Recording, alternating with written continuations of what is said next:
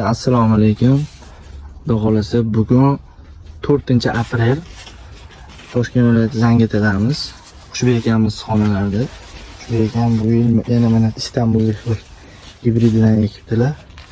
Xudo xolasa mana hosildorligini ko'rib turibmiz. Natijalar zo'r. Xudo xolasa bu joydan hali videolar qilib olamiz. Yaqin kunlarda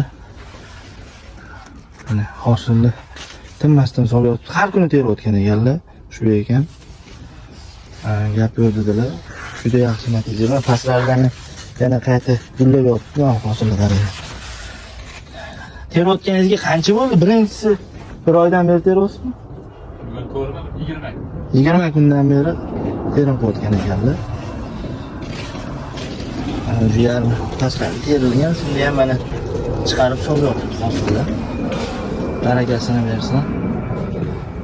Gap yo'q.